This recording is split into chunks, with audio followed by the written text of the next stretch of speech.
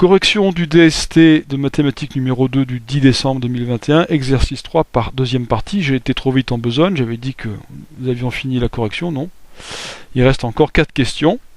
Donc c'est la deuxième partie, enfin deuxième partie pour moi, ou en tout cas deuxième feuille, de manière à ce que vous puissiez ensuite tout voir dans le fichier PDF que je vais produire.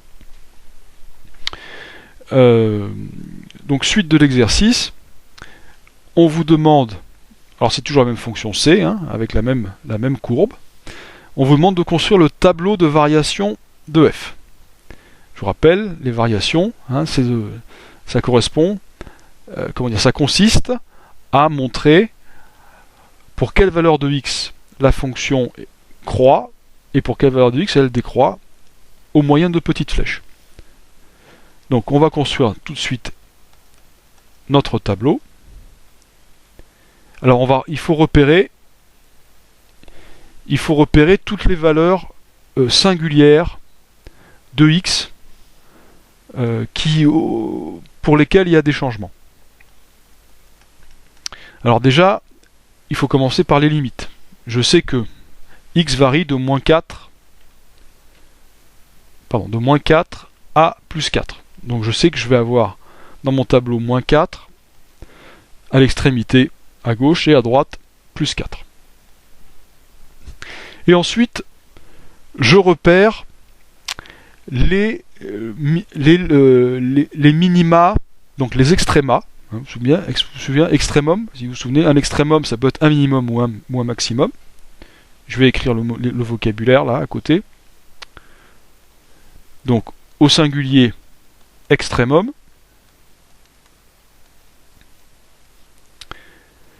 au pluriel extréma. Et parmi tous ces extrémums, extréma, il y a des minima, minima, et des maximum, maxima. Donc nous, on va essayer de repérer tous les minima et tous les maxima relatifs, hein, pas forcément le plus grand, mais tous ceux qui sont pour lesquels il y a un changement de variation de la courbe, c'est-à-dire qu'elle passe de croissante à décroissante, c'est le cas ici, hein, elle croît jusqu'ici puis après elle se met à décroître, ou quand elle passe de décroissante à croissante comme ici. Alors il faut repérer tous ces points, tous ces changements et noter leurs abscisses dans la première ligne. Alors, donc je vais les noter, je vais les dire oralement, et puis après je vais les noter. Donc, on va avoir besoin, donc moins 4, c'est notre point de départ. Ensuite, on a un minimum local à moins 3, donc on aura besoin de moins 3. Ensuite, eh bien, il y a décroissance, hop, et là ça arrête de décroître à moins 3 demi. Donc je vais écrire moins 3 demi, puis je vais continuer ma progression. Là je me mets à croître, je crois, jusqu'à ce point-là, qui a pour abscisse 1. Donc il faut que j'écrive 1 dans mon tableau. Ensuite j'ai décroissance, jusqu'à ce point-là, qui a pour abscisse 3. Et là, de nouveau, j'ai une croissance. Donc le dernier point dont j'ai besoin dans mon tableau de variation, c'est 3. Et maintenant, il va falloir que je montre comment la fonction varie avec une flèche. Alors je sais qu'entre moins 4 et moins 3, elle est croissante. Et elle passe de la valeur moins 1 à la valeur 3 demi. 3 demi, hein, c'est entre 1 et 2. Donc, j'écris là, moins 1, et puis ça augmente jusqu'à 3 demi. Entre moins 3 et entre moins 3 et moins 3 demi, j'ai une décroissance, et la valeur de l'image passe de 3 demi à moins 3 demi. Donc moins 3,5 c'est plus bas que moins 1, donc je vais l'écrire un petit peu plus bas. Là c'est plus petit que moins 1, donc je vais le mettre un peu plus dessous pour bien montrer ça. Ensuite, entre moins 3,5 et 1, eh bien il y a croissance, et je passe de moins 3,5 à 3. Donc le 3, je vais l'écrire tout en haut, puisque c'est le maximum. Et je fais une flèche comme ça. Entre 1 et 3, j'ai une décroissance jusqu'à 1,5. 1,5, c'est plus petit que 3,5. Donc je vais figurer ça en mettant mon 1,5 à peu près par là. C'est pas fondamental, mais bon, vaut mieux que ce soit plus clair. Et enfin, entre 3 et 4, j'ai une croissance jusqu'à 2,5, c'est-à dire 5,5. Mais 5,5 c'est un peu plus petit que 3, donc je vais mettre mon 5,5 ici. Légèrement en dessous. Voilà. Alors même si vous avez mis le 1,5 ou même au niveau du moins 3,5, bon, c'est pas très grave. C'est un peu moins bien, mais c'est pas très grave. Donc, ce qui comptait, c'est tout, c'était les flèches. Et puis les bornes, à chaque fois. Voilà, donc les justifications, je les fais oralement, hein. Il vous dit à chaque fois de moins 4 à moins 3, la courbe est croissante ou la courbe monte. Elle monte de telle valeur à telle valeur. C'est pour voilà. Donc vous pouvez faire comme ça un petit morceau de phrase qui correspond à chaque variation du tableau. Ça vous fait 4 petites 1, 2, 3, 4, 5 petites phrases à faire pour avoir tous les points, quoi. Voilà. Question 6. Alors question 6, on va retourner sur le graphe puisque là, on va faire de la résolution graphique d'équations.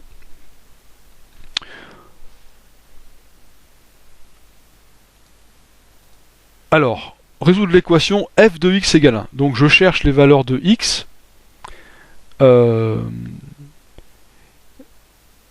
Oui, donc les points d'intersection entre la courbe C et la courbe représentative de la fonction f qui est une droite, puisque c'est égal à 1, et qui passe par ce point-là. Donc, en vert, hein, pour que ce soit clair. Donc c'est pareil, hein, vous dites comment vous faites, hein, que vous tracez une droite passant par y égale 1, et vous cherchez tous les points de la courbe qui ont pour image 1. Pour ordonner 1, si vous voulez. C'est-à-dire, mais comme x ça correspond à l'abscisse d'un point, donc l'image de x par la fonction f, c'est l'ordonnée du point qui appartient à la courbe. Alors on a 1, 2, 3, 4, 5 points d'intersection. Ça veut dire qu'il y a 5 solutions à l'équation. Donc on va écrire les solutions de l'équation f de x égale 1 sont, alors on commence par la valeur la plus petite, alors en négatif ça fait moins 3,5, donc moins 7,5 pour moi, moins 7,5, moins 2,5, moins 5,5, 0, 2,5 c'est-à-dire 5,5, et alors c'est pas tout à fait 3,5, hein, c'est peut-être 3,4, donc ça fait 34 dixièmes, 17 cinquièmes. Si vous n'avez pas trouvé 17 cinquièmes, c'est pas grave, hein, vous ne serez pas sanctionné. Ou alors vous pouvez écrire, donc ce qui est mieux, c'est l'ensemble des solutions, grand S, accolade, et vous mettez donc votre liste de solutions.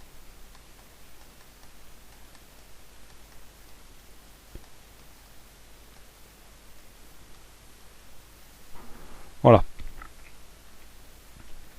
Alors, résoudre l'inéquation f de x strictement supérieur à 2. Donc, on va de nouveau construire une droite qui passe par y égale 2.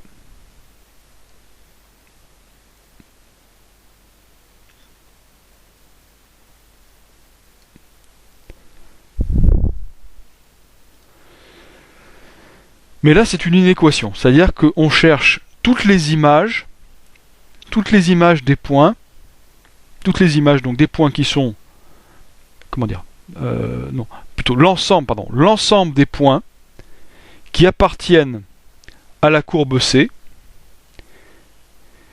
et dont l'ordonnée est strictement supérieure à 2. Donc ça veut dire quoi? Ça veut dire que c'est uniquement ces points-là. D'ici jusque-là, en excluant les points qui sont sur la droite verte, puisque ça serait égal, puisque là, f de x serait égal à 2 exactement, ce qu'on ne veut pas, et également les points qui sont sur cette portion de la courbe, voilà, à partir de 3,6 peut-être. Voilà. Donc encore une fois, donc vous décrivez ce que je viens de dire là. Vous l'écrivez sous forme d'une ou deux phrases pour justifier, et ensuite vous donnez vos solutions. Pas besoin de s'éterniser. Donc petit 7.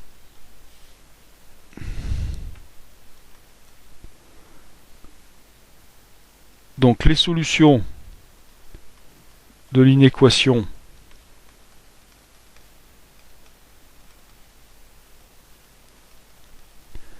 f de x strictement supérieur à 2 sont comprises, là je fais une phrase en français, après j'écrirai en mathématiques, entre 0, 1 demi,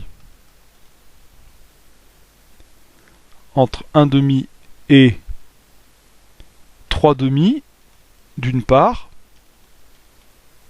puisqu'il y a un deuxième intervalle, et entre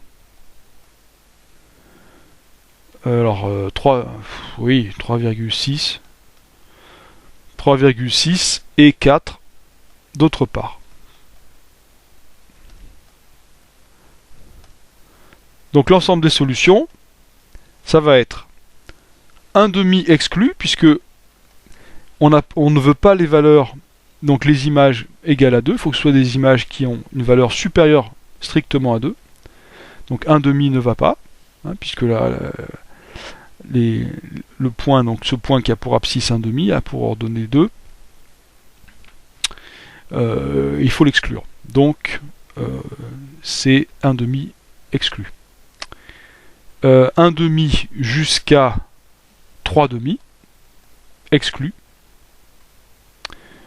Union. Alors 3,6